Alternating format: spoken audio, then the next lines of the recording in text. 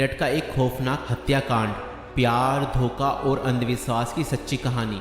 मेरठ उत्तर प्रदेश में 2025 में हुआ एक ऐसा हत्याकांड जिसने पूरे भारत को हिलाकर रख दिया। ये कहानी प्रेम, विश्वासघात और अंधविश्वास के खतरनाक जाल में फंसे कुछ लोगों की है, जिसने एक निर्दोष व्यक्ति की जान ले ली।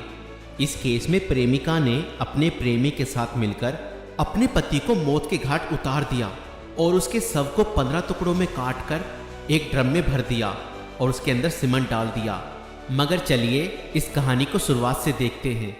2016 में मेरठ निवासी सौरभ राजपूत की मुलाकात मुस्कान रस्तोगी से हुई।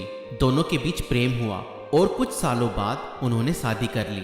लेकिन यह शादी सौरभ के परिवार को पसंद नहीं आई, क्योंकि मुस्कान एक अलग जाति से थी। इसके बावजूद दोनों ने अपने रिश्ते को मजबूत बनाए रखा। सौरभ मर्चेंट नेवी में जॉब करते थे और लंदन में पोस्टेड थे। शादी के कुछ समय बाद सौरभ लंदन चले गए, जबकि मुस्कान अपनी बेटी के साथ मेरठ में रहने लगी। इस दौरान उनकी जिंदगी में एक तीसरा व्यक्ति साहिल शुक्ला आया, जो मुस्कान को पहले से ही जानता था। सौरभ के लंदन में रहने के कारण मुस्कान की नजदीकियां साहिल से बढ़ने लगी। साहिल, जो पहले से ही मुस्कान को पसंद करता था, अब खुलकर उसके साथ वक्त बिताने लगा। मुस्कान ने उसे यह यकीन दिला दिया कि वह अपने पति के साथ खुश नहीं है और वह साहिल से सच्चा प्यार करती है। साहिल शुक्ला अंधविश्वासी प्रवृत्ति का था और आत्माओं, तंत्र मंत्र जैसी चीजों में विश्वास करता था। मुस्कान ने इस बात का फायदा उठाते हुए उसके लिए स्नैपचैट पर एक फर्जी अकाउंट बनाया, जिससे वह साहिल शुक्ला की मरी हुई मां के नाम से चैट करती थी। इस फर्जी अकाउंट से वह साहिल को यकीन दिलाने लगी कि उसकी मां की आत्मा मुस्कान को पसंद करती है और चाहती है कि वे दोनों साथ रहें। धीरे धीरे साहिल पूरी तरह से मुस्कान की बातों में फंस गया। मुस्कान ने उसे यह विश्वास दिलाया कि अगर वह उसके पति सौरभ को रास्ते से हटा दे तो वो दोनों एक साथ रह सकते हैं। साहिल अब पूरी तरह से मुस्कान के इशारों पर नाचने लगा था। मुस्कान और साहिल ने मिलकर सौरभ को मारने की साजिश रची। 4 मार्च 2025 को जब सौरभ लंदन से मेरठ अपनी पत्नी और बेटी से मिलने आया, तब मुस्कान ने सौरभ की फेवरेट सब्जी कोफ्तों में बेहोशी की दवाई मिलाकर खिला दी।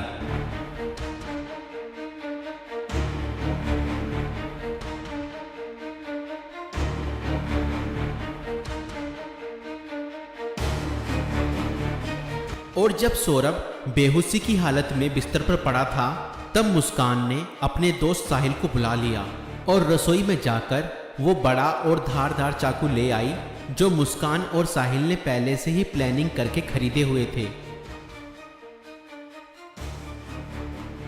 और करीब 20 मिनट तक साहिल ने मुस्कान को बताया कि कैसे उसे अपने पति का वध करना है।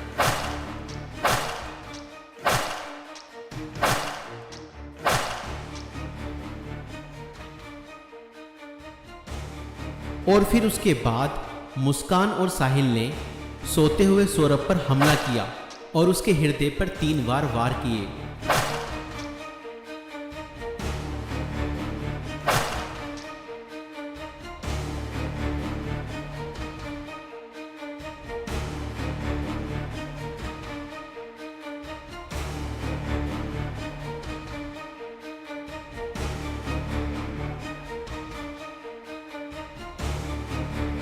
और घर में पड़े कूलर को भी ऑन कर दिया ताकि उसकी आवाज किसी को भी ना सुनाई दे।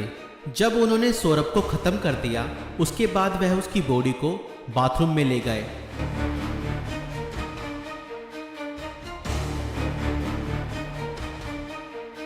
और उसके शरीर को 15 टुकड़ों में बांट दिया। सौरभ को खत्म करने के बाद उन्हें इस बात की चिंता हुई कि अगर सब बरामद हो गया तो पुलिस उन तक जरूर पहुंच जाएगी।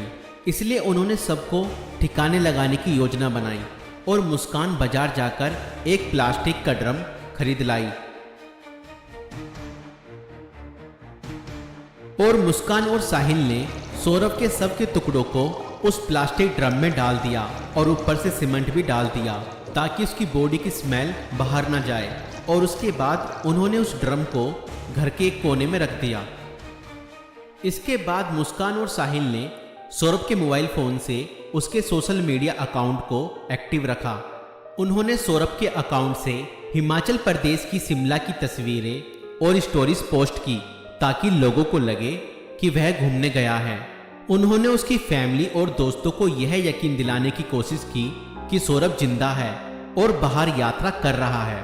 इस दौरान मुस्कान और साहिल खुद भी शिमला घूमने चले गए ताकि अगर कोई लोकेशन ट्रैक करे तो किसी को शक ना हो। लेकिन किसी भी अपराधी की तरह वह भी ज्यादा समय तक बच नहीं पाए। सौरभ के परिवार ने जब उससे संपर्क करने की कोशिश की और कोई जवाब नहीं मिला तो उन्हें शक हुआ। परिवार ने मेरठ पुलिस में गुमशुदा की रिपोर्ट दर्ज कराई।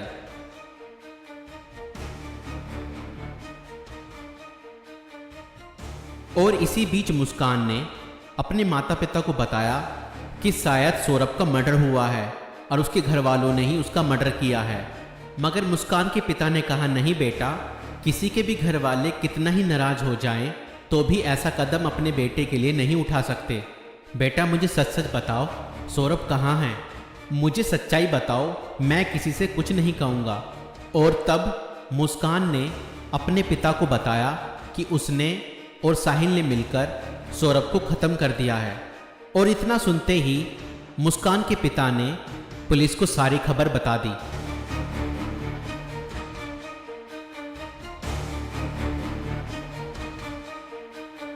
और पुलिस ने तुरंत मुस्कान और साहिल को गिरफ्तार किया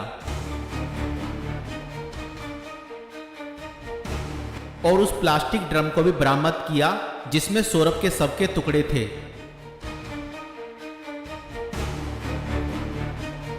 उस प्लास्टिक ड्रम को काटा गया और सौरभ के शरीर के टुकड़ों को बरामद किया गया। इस खौफनाक हत्या मिस्ट्री का अंत पुलिस द्वारा हत्यारों की गिरफ्तारी के साथ हुआ। पुलिस ने मुस्कान और साहिल को गिरफ्तार कर लिया। दोनों पर हत्या, साजिश और शव को छुपाने के गंभीर आरोप लगाए गए। दोस्तों, ये घटना हमें यह सिखाती है कि अंधविश्वास का अंजाम बहुत बुरा और भयानक होता है। साहिल ने अपनी मां की आत्मा के नाम पर बनाए गए एक फर्जी अकाउंट पर भरोसा किया और हत्या जैसा अपराध कर दिया। और गलत संबंध और रिश्तों का अंजाम बहुत बुरा ही होता है।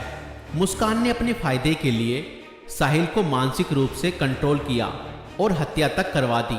और कानून से कोई नहीं बच सकता, चाहे अपराध कितना भी चालाकी से किया जाए। पुलिस की जांच और सबूतों के आधार पर अपराधी पकड़े ही जाते हैं। इसलिए रिश्ते सोच समझकर बनाएं और जीवन साथी चुनने से पहले सामने वाला मानसिक रूप से कैसा व्यक्ति है यह जानने की कोशिश करें। साथी चुनते समय सूरत पर नहीं, सीरत पर ध्यान दें। इस वीडियो को बनाने का उद्देश्य संसार में बढ़ रही बुराइयों से अवगत कराना है। दोस्तों, आपकी इस वीडियो को लेकर क्या राय है हमें कमेंट्स में ज़रूर बताएं। और ऐसी और वीडियो देखने के लिए हमारे YouTube चैनल को सब्सक्राइब जरूर करें।